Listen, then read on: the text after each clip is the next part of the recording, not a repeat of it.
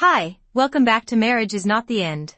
On this channel, we talk about marriage, about love, and more importantly, about the stories of people who rediscover themselves after a marriage ends. Today's story took me a long time to figure out how to begin. Because it's not the typical cheating husband, wife makes a triumphant comeback kind of story. It's more complicated, more brutal, and far more powerful. The heroine of this story, we'll call her Susan Lynn. Her husband is Daniel Carter.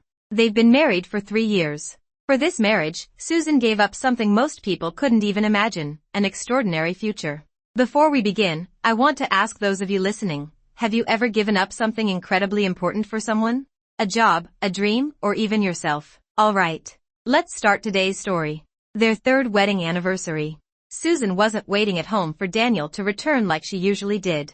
A week earlier, Daniel's assistant had informed her that the young heir of the Carter Group planned to host a grand anniversary dinner for his beloved wife at the most luxurious hotel in the city. Susan believed it. Or rather, she chose to believe it. She put on the dark green dress she had custom-made in Milan a year ago, the color Daniel once said he loved most. She wore the pearl jewelry set her mother-in-law had given her at the wedding, even though she knew it was just an outdated set casually pulled from a jewelry box so her mother-in-law could show off her generosity among high society ladies.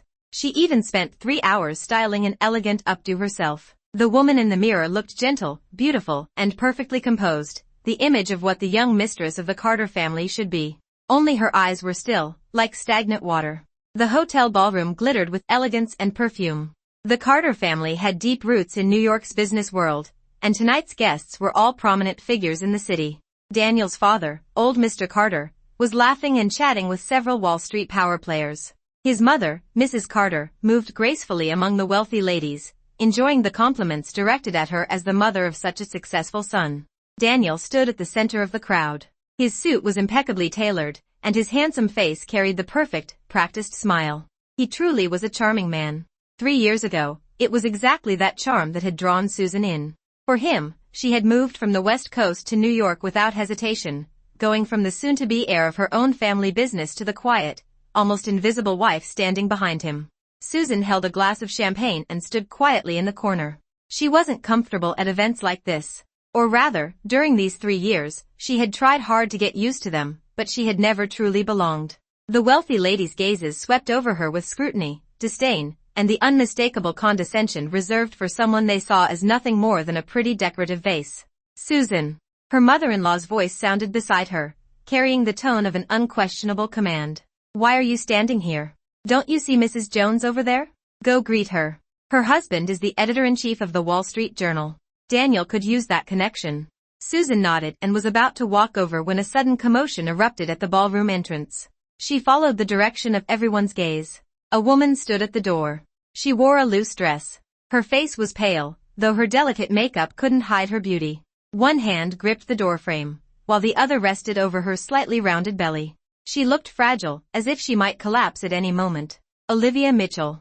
Daniel's college sweetheart, the white moonlight everyone had admired. Daniel, Olivia's voice was soft and trembling, tinged with a faint sob. My stomach hurts. The room exploded with whispers. Daniel's parents. Faces instantly turned ashen. Guests leaned toward one another, murmuring eagerly, their curious, almost gleeful eyes sweeping toward Susan in the corner like searchlights. Susan's fingers tightened slightly around her champagne glass. She didn't move. She didn't speak. She simply watched Daniel. Daniel froze for a moment, then frowned deeply. He didn't even glance toward Susan. Instead, he hurried to the door and gently supported Olivia, holding her with the utmost care, as if she were a priceless treasure. Susan. What are you standing there for? Daniel shouted without even turning around. Can't you see Olivia isn't feeling well? Call an ambulance. His tone carried open reproach. As if all of this were somehow Susan's fault. The murmuring around them grew louder. I'd heard rumors about Daniel and Olivia before, guess it's true. She's even pregnant. Looks like Susan's position as the legal wife isn't secure anymore. Not secure? I'd say she's about to be replaced on the spot. Look how worried Daniel is. Does he even remember he has a wife? Susan's mother-in-law strode toward her, lowering her voice, but the words cut like knives. Susan, what kind of wife are you? You can't even keep your own husband in check. Now this scandal is out in the open, you've disgraced the entire Carter family. Susan lifted her eyes and looked at the woman who had bossed her around for 3 years. Suddenly, she found it a little funny. Her son had gotten another woman pregnant, yet instead of questioning him, she was blaming the wife for not keeping him under control. What absurd logic. Ignoring her mother-in-law, Susan's gaze moved past the crowd and settled on Olivia, who was nestled protectively in Daniel's arms. Olivia leaned against him and gave Susan a triumphant smile. Her lips formed silent words, "You lost." Yes. She had lost. Completely and utterly. 3 years of youth, 3 years of devotion, 3 years of self-deception. And in the end, it had all turned into a colossal joke. Susan slowly set down the champagne glass in her hand. The crystal flute landed on the velvet-covered table with a dull, muted sound. All eyes turned toward her. Meeting Daniel's astonished gaze, she said clearly, word by word, "Daniel, let's get a divorce." There was no hysteria, no crying, no accusations. Her voice was as calm as if she were commenting on the weather. Daniel froze. He clearly hadn't expected this reaction. In his mind, Susan was nothing more than a vine clinging to him for survival. Without him, she would have nothing, she wouldn't even be able to stand on her own. Frowning impatiently, he waved his hand. "Susan, stop making a scene. We'll talk about this at home. I'm taking Olivia to the hospital first." "I'm not making a scene," Susan replied, looking straight at him. The last trace of warmth in her eyes had vanished. "My lawyer will send you the divorce papers soon. I don't want a single cent of the assets. Just sign them as quickly as possible so you and Olivia can live happily together."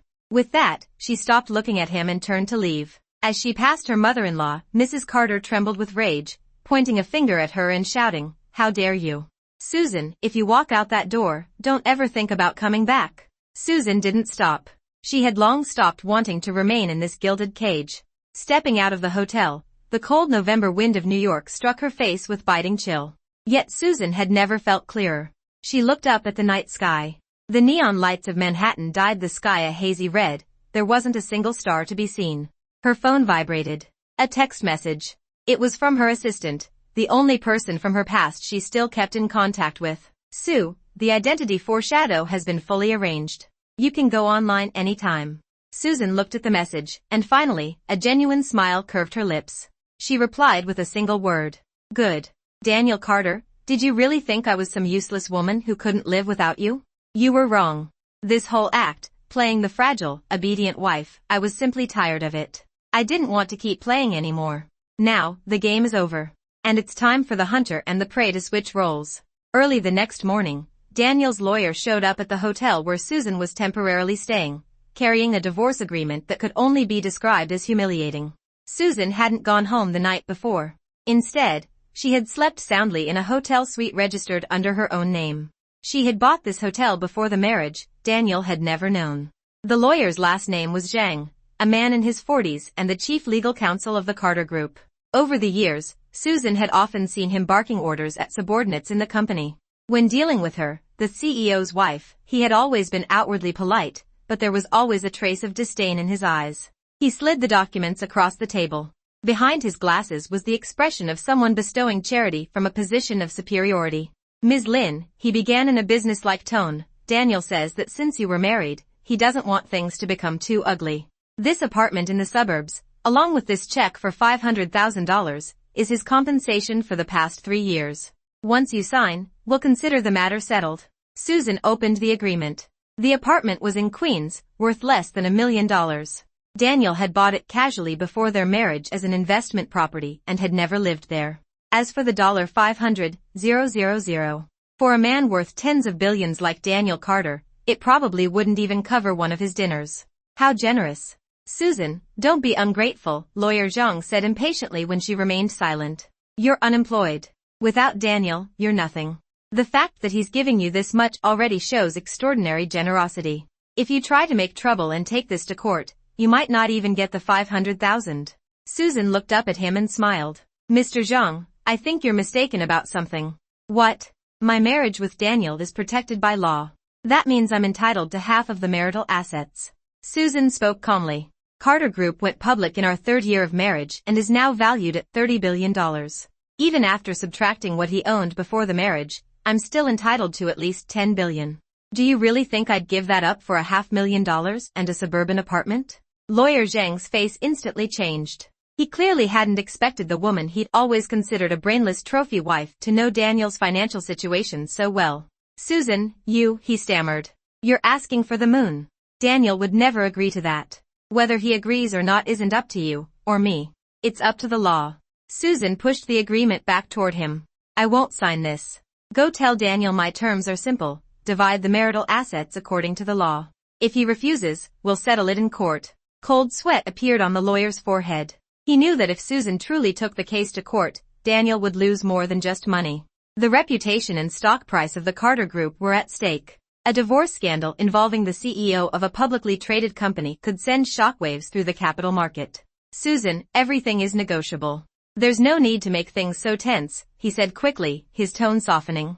There's nothing to negotiate. Susan picked up a pen from the table and signed her name on the final page of the agreement. The lawyer froze. Then his face lit up with surprise. Susan, you've changed your mind? No. Susan handed him the signed document. I'm just too lazy to waste time arguing with you. I'll take the apartment and the $500,000. As for the $10 billion, consider it my severance gift to Daniel. Lawyer Zhang was completely stunned. He stared at Susan as if she were a monster, utterly unable to comprehend what she had just done. Giving up $10 billion just to get divorced faster? Had this woman lost her mind? Susan had no interest in explaining. She stood up, picked up her handbag, and said, take the agreement back to Daniel and tell him to complete the paperwork as soon as possible. My time is very valuable. With that, she walked out of the suite in her high heels without looking back. Outside, the Manhattan sunlight was blinding. Susan put on her sunglasses and hailed a taxi. Sky Summit Residences, she told the driver. It wasn't because she was crazy. And it certainly wasn't because she was above caring about money. It was simply because Daniel Carter's assets weren't worth much in her eyes. More importantly, she wanted no ties with him whatsoever. The faster the relationship was severed, the sooner she could take back everything that rightfully belonged to her. Daniel Carter, what you owe me, I will make you repay it with interest. As for the agreement she had just signed, it was nothing more than a smokescreen. A smokescreen to make him drop his guard, so he would truly believe she had left with nothing and posed no threat at all. A real hunter always makes the prey feel completely safe before striking. The taxi eventually stopped outside an ultra-luxury residential complex called Sky Summit, one of the most expensive addresses in Manhattan. Anyone who lived here was either incredibly wealthy or extraordinarily powerful. Dragging the small suitcase she had taken from the Carter house, the only luggage she brought with her, Susan walked into a penthouse duplex overlooking the entirety of Central Park. This was her real home. When she pushed the door open, her personal assistant and best friend Jenny was already waiting. Welcome back, Your Majesty, Jenny exclaimed, giving her a huge hug before grabbing her suitcase and lifting it exaggeratedly. Sue, that's all you brought? That jerk Daniel didn't confiscate your Hermes bags, did he? I didn't want them, Susan said, kicking off her heels and stepping barefoot onto the soft carpet. They're dirty. Well said. Jenny clapped excitedly. Out with the old, in with the new. To celebrate your escape and rebirth, I prepared your battle outfit. She dragged out a massive trunk from the walk-in closet. Inside were the newest haute couture gowns of the season, jewelry, and sky-high stilettos. Susan slipped into a sharply tailored black dress and applied elegant makeup. The woman in the mirror now had sharp eyes and an overwhelming presence. There was no trace left of the gentle, obedient wife Susan had once been. This was the real me. Shadow, that was her name in the design world. A mysterious designer who never showed her face, yet had swept international awards with breathtaking creations. 3 years ago, for Daniel, she had buried Shadow with her own hands and willingly become the woman standing behind him. Now it was time for Shadow to return. Jenny, contact the editor-in-chief of Vogue, Susan said while putting on her earrings. Tell him Shadow is back and wants to discuss a collaboration. No problem. Jenny's eyes sparkled. Sue, you've finally come to your senses. That blind idiot Daniel will soon realize exactly what priceless treasure he threw away. Susan smiled but said nothing. At the same time, the atmosphere in the Carter Group office was suffocating. Lawyer Zhang nervously placed the signed divorce agreement on Daniel's desk. She actually signed it? Daniel asked, disbelief filling his voice. Yes, Daniel. The lawyer wiped sweat from his forehead. Susan said she'll accept the $500,000 in the apartment. As for the rest, she said to consider it. Your severance pay. *** severance pay? Daniel looked as if he'd just heard the most ridiculous joke in the world. He slammed the agreement onto the desk. Who does she think she is? A woman I've been supporting for 3 years, she actually says she's giving me severance pay? His chest heaved with anger. Beneath the rage was an even deeper feeling, humiliation. He had expected Susan to cry, to make a scene, to cling to him and beg him not to divorce her. He had even prepared a speech, how he would humiliate her first, then magnanimously allow her to remain in the Carter household, as long as she behaved and accepted Olivia and the baby. But every one of his assumptions had been shattered by Susan's completely unexpected response. She had not only accepted the divorce calmly, she had signed the unfair agreement with an attitude that felt almost like charity. It made Daniel feel as if he'd punched a pile of cotton, utterly frustrated. "Daniel, what about the Civil Affairs Office?" Lawyer Zhang asked cautiously. "Go. Right now," Daniel said through clenched teeth. "I want to see how well Susan can survive without me. Give it 3 days, she'll come back crying and begging." He stood up and began pacing irritably around the office. For some reason, the uneasy feeling in his chest kept growing stronger. He had the sense that something had already slipped beyond his control. ####. 1 month later, the Carter Group ran into serious trouble. Their flagship commercial complex project, Future City, which they had invested enormous resources into, suffered a fatal problem in the design phase. The famous international designer they had hired at great expense was exposed for plagiarizing the core design concept. Not only did the company face massive breach of contract penalties, but the entire project had ground to a halt. Future City was the most important piece of Daniel's business empire. If the project failed, it wouldn't just cause hundreds of millions in direct losses, it could also send Carter Group's stock price crashing and even trigger a chain reaction of debt crises. For the past few days, Daniel had been under extreme stress. Stress blisters had appeared on his lips. "Well, have you contacted Shadow yet?" he shouted at the project director, his trusted vice president, Mike. Mike was sweating nervously. "Daniel, we've reached Shadow's team. But they said Shadow never takes over half-finished projects, and her schedule is already booked through the end of next year." "Then offer more money." Daniel slammed his fist on the desk. "Tell them to name their price. As long as Shadow agrees to take over, we'll accept any condition." Shadow was widely recognized in the industry as a legend. Her designs weren't just artistic and visionary, they also had an uncanny ability to capture the pulse of the market. Every project she touched eventually became a commercial phenomenon. Now, this mysterious Shadow was the only hope of saving Future City. "I'll try again," Mike said before quickly leaving the office. Daniel leaned back in his chair and rubbed his aching temples. Ever since divorcing Susan, nothing in his life had gone smoothly. The woman had vanished as if she had evaporated from the world. He had assumed she would end up desperate and come back begging. But a month had passed. There was still no trace of her. He had sent someone to check the apartment in Queens, no one had ever moved in. She had disappeared like a stone sinking into the ocean, leaving behind not even the faintest ripple. For the first time in his life, Daniel felt a deep sense of defeat. At that moment, Olivia called.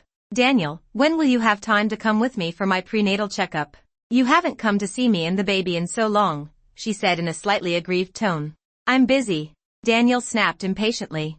"The company's dealing with a crisis this big, can't you be a little understanding?" "But, that's enough, I'm hanging up." He ended the call abruptly and tossed his phone aside. Suddenly, Olivia's fragility and tears seemed pale and powerless in the face of a real crisis. They even annoyed him. Unconsciously, he found himself thinking about Susan. If it had been Susan, what would she have done? During those 3 years, no matter how late he returned home, there had always been a light on for him. A bowl of hot soup waiting on the table. She never interfered with his work. She quietly handled everything in the background, allowing him to focus without worry. He had always thought that was simply how things were supposed to be. Only after losing it did he begin to realize how precious that quiet stability had been. "Daniel. Good news." Mike suddenly burst into the office excitedly. Shadow's assistant called back. "She said Shadow is somewhat interested in our project and is willing to make an exception to meet with us." Daniel shot up from his chair, hope igniting in his eyes again. "When? Where?" "Tomorrow afternoon at 3, at the Sky Summit Rooftop Club." "Good. That's great." Daniel paced excitedly. "Prepare the best proposal, the best contract. No matter what, we must secure Shadow." What he could never have imagined was that this meeting, the one he pinned all his hopes on, would mark the beginning of the greatest nightmare of his life. ####. The next afternoon, Susan deliberately sent Jenny to the most exclusive shopping mall in the city. Not to shop, but to run into Olivia. At that moment, Olivia was linking arms with her best friend, browsing the newest luxury handbags inside a designer boutique. "Olivia, Daniel treats you so well," her friend said enviously. You're not even married yet and he's already buying you bags worth tens of thousands. Olivia lifted her chin proudly and stroked her slightly swollen belly. Of course. Daniel said as long as I give him a son, the entire Carter family will be mine. Unlike that washed-up wife he kicked out, who knows which cheap apartment she's crying in right now. The washed-up wife she referred to was obviously Susan. Just then, Jenny walked past them carrying a limited edition Hermes bag, followed by two bodyguards carrying large shopping bags. Olivia immediately recognized her as Susan's best friend. She grabbed her friend's arm and sneered. Well, if it isn't Susan's little follower. What's this? Your mistress got kicked out of the rich family, yet you're living it up? Jenny stopped and looked at her like she was an idiot. Ma'am, who are you? Do we know each other? You. Olivia's face turned pale with anger. Oh wait, Jenny said with exaggerated realization. I remember now. You're that mistress who showed up pregnant to force your way into the family, yet still doesn't even have a proper title. What's wrong? Shouldn't you be at the hospital protecting that pregnancy? Why are you here grabbing discount bags? Jenny's words were vicious and precise. The shop assistants and customers nearby all began glancing over. Olivia's face turned red like liver. The thing she hated most was being called a mistress. What nonsense are you talking about? Daniel and I truly love each other. Susan is the one who interfered in our relationship. True love? Jenny scoffed, looking her up and down. True love that leaves you pregnant with no status? True love while Daniel's company is on the verge of collapse, and you're still here buying handbags? What exactly do you love? Daniel or Daniel's money? You're talking nonsense. Daniel's company is doing perfectly fine. How could it possibly go bankrupt? Olivia said, clearly rattled. Really? Jenny examined her freshly done nails and replied casually, Future City has come to a halt. The stock price is crashing. Banks are calling in their loans. Partners are pulling their investments. Daniel didn't tell you any of that? She lifted her gaze and smiled faintly. Then again, why would he? How could he bear to make a delicate little vine like you, who only knows how to spend money, worry about such things? Every word Jenny said was like a needle, striking directly at Olivia's most fragile nerves. Olivia's face turned paler and paler. Still, she forced herself to argue back. That's impossible. Daniel told me he's already found the best designer in the industry. Shadow. The project will restart soon. Shadow? Jenny burst out laughing as if she'd just heard the biggest joke. What are you laughing at? I'm laughing at how naive you are, Olivia. Jenny's smile vanished, replaced by a cold look. Do you really think just anyone can hire Shadow? Let me tell you something, our Sue is meeting Shadow this afternoon. Now imagine if Shadow found out how you treated her friend. Do you think she'd still take Daniel's project? With that, Jenny turned and walked away gracefully, leaving Olivia frozen in place. Olivia stood there, her hands and feet cold. She refused to believe it. How could Susan, that useless woman, possibly know the legendary Shadow? Jenny had to be bluffing. But the detailed things Jenny had said about the company's crisis made her heart race with fear. She immediately took out her phone and dialed Daniel. At that very moment, Daniel was walking confidently into the rooftop club at Sky Summit, accompanied by Mike, ready to meet the savior of his business. The club's decor was understated yet luxurious, filled with refined taste in every detail. Daniel straightened his tie and took a deep breath, trying to appear calm and confident. He knew that someone at Shadow's level would certainly have extremely high standards. The first impression was crucial. A waiter led him and Mike to a private room with an incredible view. Inside, a woman dressed in a black business suit stood with her back to them in front of the massive floor-to-ceiling window, quietly admiring the view of Central Park. She was tall, her silhouette elegant and graceful. Long, wavy hair cascaded over her shoulders like seaweed in water. Even from behind, she radiated an indescribable aura of elegance and authority. Hello, Daniel said politely, suppressing his excitement. Are you Miss Shadow? The woman slowly turned around. The moment Daniel saw her face, the smile on his face froze. It felt like lightning had struck him. He stood there, completely rigid, his mind blank. Susan. The name escaped through clenched teeth, his voice trembling. The woman before him still had the same familiar features. But her entire presence had transformed. She was no longer the quiet, submissive housewife who wore simple cotton dresses and rarely wore makeup. Now she had flawless makeup, sharp eyes, and a faint smile playing at the corner of her lips. A powerful aura surrounded her, an aura that seemed capable of deciding life and death. It was the kind of presence Daniel had only ever seen among the most powerful investors on Wall Street. Daniel. Long time no see, Susan said calmly, her voice utterly steady. Or perhaps I should call you, my ex-husband. What is going on? Daniel's brain had completely stopped functioning. He pointed at Susan, then at Mike, who looked just as stunned. Your shadow? That's impossible. Absolutely impossible. Why is it impossible? Susan walked to the sofa opposite him and sat down, crossing her legs elegantly. Because in your eyes, Susan is just a useless woman who can't survive without you. Mike, she continued, turning her attention to him instead of Daniel, I think our meeting today can end here. Your company's project, I won't be taking it. Why? Daniel finally snapped out of his shock and shouted. Susan, is this revenge? Just because I divorced you? Do you know how important this project is for the company? Of course I know. Susan said calmly, taking a sip of coffee. That's exactly why I won't accept it. She set the cup down and looked up, her icy gaze piercing straight into him.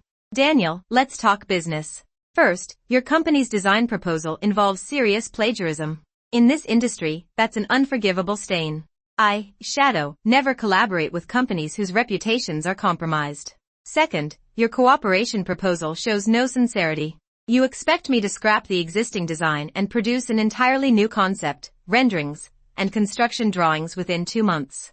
That's not only an insult to a designer's professionalism, it's irresponsible to the project itself. Third, and most importantly, she paused. I simply don't like you as a person. Is that reason enough? Daniel's face turned red, then white, as if he had been slapped countless times in public. Everything he had once been proud of was now casually crushed beneath Susan's feet. The woman he had always looked down on, the woman he had discarded like trash, had suddenly become the very person capable of deciding his fate. The overwhelming sense of humiliation nearly drove him mad. Susan, he shouted, his eyes bloodshot. Do you really have to take things this far? Too far? Susan laughed, cold and mocking. Daniel, when you brought your mistress to flaunt her pregnancy in front of me, on our wedding anniversary, forcing me to divorce you with a $50,000 settlement, did you think that was too far? Now what gives you the right to question me? She stood up and looked down at him as if he were nothing more than a pitiful insect. The game has only just begun. The pain and humiliation you gave me, I'll return it to you with interest. When Daniel left the club, he looked like a man whose soul had been drained. Mike followed behind him silently, hardly daring to breathe. Everything that had happened today had shaken him to the core. He could never have imagined that the legendary designer Shadow was actually their former CEO's wife, the woman who had been kicked out of the Carter family. And even worse, she clearly had no intention of letting them off the hook. Daniel, what should we do now? About the future city project, Mike asked carefully. What else can we do? Daniel roared, spinning around. Go find someone else. Find another designer. I refuse to believe that without Susan I'm doomed. He sounded confident, but deep down Daniel knew the truth. Shadow had been his last lifeline. And now, that lifeline was gone. When he returned to the company, the bad news kept coming. Daniel, the bank has suddenly changed its position, someone reported urgently. They've rejected our request for a loan extension. They're demanding full repayment within 1 week, or they'll seize our collateral assets. Daniel, our biggest materials supplier just called. They're terminating their partnership with us. They also said, from now on, any project working with designer Shadow will receive their priority supply, no conditions. Daniel, the internet, the plagiarism scandal about our project just exploded online. Our stock price has already hit the daily limit down. One piece of bad news after another slammed into Daniel like a series of heavy blows. He collapsed into his chair, his face drained of all color. He wasn't stupid. He knew that behind everything happening now, there was an invisible hand pushing it all forward. That hand belonged to Susan. He had never imagined that the woman he once believed he could control at will possessed such terrifying influence. She didn't even need to act personally. Simply revealing that she was Shadow was enough to make countless people side with her just to gain her favor. That was the power of a top-tier designer. He had lost. Lost completely. So completely that he hadn't even been given the chance to fight back. Susan, Daniel murmured her name, his eyes bloodshot. Regret, resentment, anger, fear, all tangled together, threatening to consume him. At that very moment, Susan was enjoying afternoon tea with the editor-in-chief of Vogue. That move of yours, cutting off the firewood from beneath the cauldron, was brilliant, the editor said with a smile, setting down his teacup. I just heard the news. Carter Group's stock price is about to fall below its original listing price. Daniel must be wishing he were dead right now. This is only the beginning, Susan said calmly, stirring her coffee. Only the beginning, the editor said in surprise. You're planning to completely destroy him, aren't you? I'm simply taking back what belongs to me. Susan lifted her eyes toward the window. 3 years ago, to be with him, I gave up my inheritance rights in my family business. I transferred all the shares under my name into his company. Those shares alone could buy 10 Carter Groups. The editor sucked in a sharp breath. So Carter Group's success was actually all because of you? You could say that without me, Carter Group would never have gone public, Susan said quietly. I used to think helping him achieve his dreams was my dream too. Now I realize it was just a ridiculous illusion on my part. That man must be blind. The editor slammed the table angrily. Throwing away a mountain of gold like you just to pick up a worthless fisheye.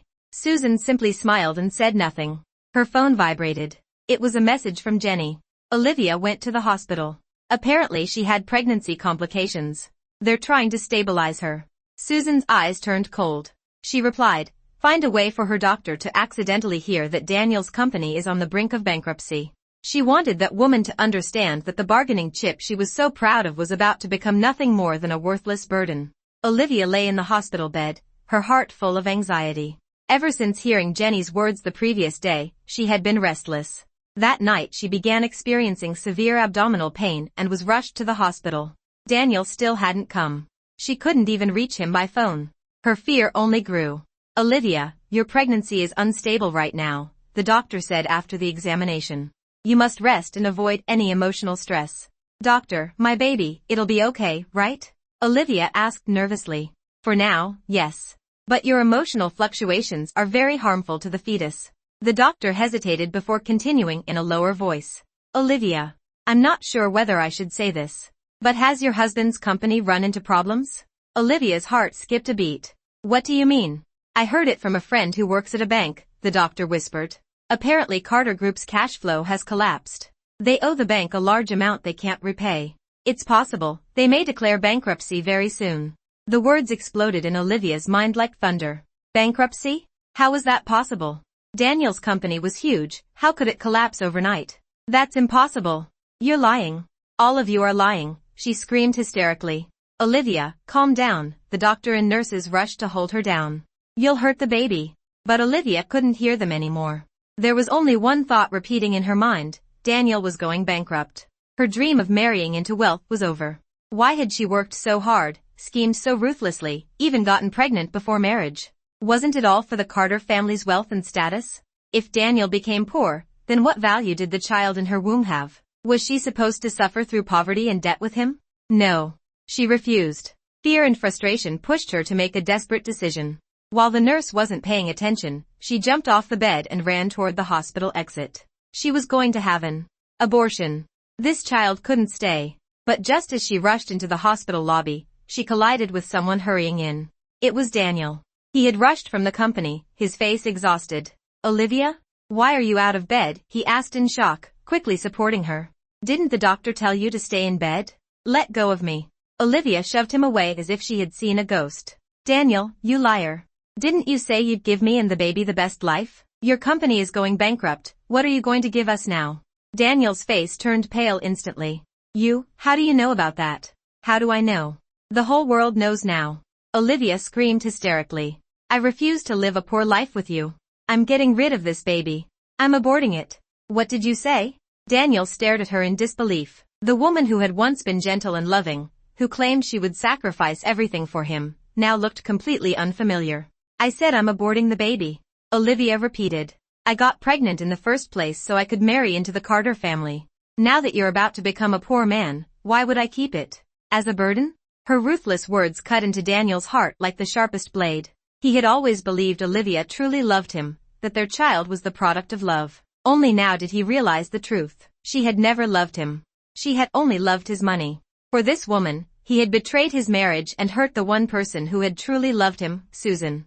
And in the end, he discovered he was nothing more than a complete joke. Say that again, Daniel said hoarsely, his eyes blood-red as he grabbed Olivia's wrist tightly. I said, before she could finish, a cold voice sounded behind them.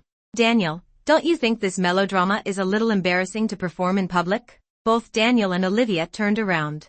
They saw Susan standing not far away. She wore a Chanel suit, her makeup flawless, her aura powerful, a stark contrast to their current state of chaos. The moment Olivia saw her, it was as if she had found someone to blame. Susan, it's all your fault. All because of you, you bitch, she screamed, pointing at Susan with a twisted expression. You ruined Daniel's company. You ruined my life. I'll kill you. She lunged at Susan, claws out, trying to grab her hair. Susan didn't even move. Her bodyguard stepped forward immediately and restrained Olivia with ease. Let me go. Let me go. Olivia struggled wildly. Susan walked up to Olivia and looked down at her, her eyes filled with quiet pity. Olivia, blaming others for your misfortune is something only weak people do, Susan said calmly. When you chose to interfere in my marriage, you should have expected this day would come. What you called love was nothing more than a carefully planned calculation. Unfortunately for you, your calculation was wrong. She then turned to Daniel. Daniel was staring at her with an expression so complicated it was almost unreadable. Daniel, do you see clearly now? Susan curled her lips in a mocking smile. This is the true love you gave up everything to protect. When you were successful, she obeyed your every word. Now that you've fallen, she can't wait to abort your child and leave you. Daniel staggered slightly, his face paler than paper. Every word Susan spoke was like salt rubbed into the wounds of his already shattered heart. Susan, he said hoarsely, his voice rough with desperation. I know I was wrong. I really know I was wrong. Please, give me one more chance. One more chance. Susan laughed softly, as if he had told a joke. I already gave you a chance. I gave you 3 years. You were the one who crushed my heart piece by piece. For you, I gave up my career, my family, everything. Like a fool, I cooked for you, took care of the house, handled everything so you would have nothing to worry about. But how did you treat me? Her voice was quiet, but every word carried the weight of suppressed pain. You kept another woman outside our marriage and got her pregnant. On our wedding anniversary, in front of everyone, you humiliated me in the worst way possible. You threw me out of the house and tried to dismiss me like a beggar with $50,000.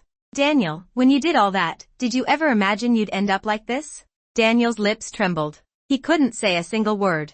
No, he had never imagined it. He had always believed Susan was his possession, someone he could control or discard whenever he wished. He had never imagined that the canary he had stripped of its feathers could transform into a phoenix soaring through the sky, one that could overturn the empire he had built with a single beat of her wings. Susan, he tried to speak, but words felt useless. There's no need to say anything more, Susan interrupted. I didn't come today to hear your confession. I came to inform you of something. I'm taking Carter Group. Daniel's head snapped up, his pupils shrinking. In 3 days, my legal team will formally submit a takeover offer for Carter Group. You can accept it, take the money and leave with dignity. Or you can refuse, and watch your company collapse step by step under my pressure until it goes bankrupt and you walk away with nothing. The choice is yours. With that, Susan turned and walked away without another glance. Susan!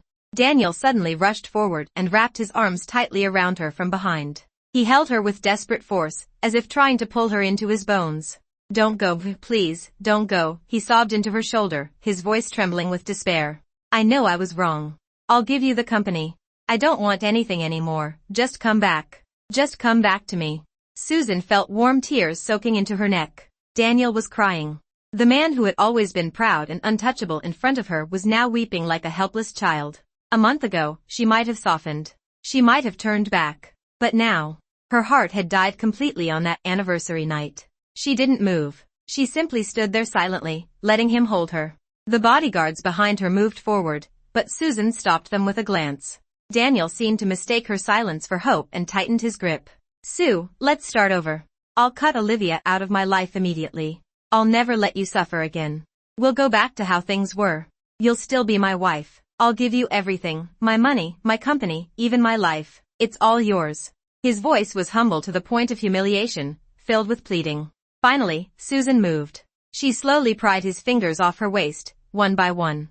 His hands were cold, trembling slightly. She turned to face him calmly.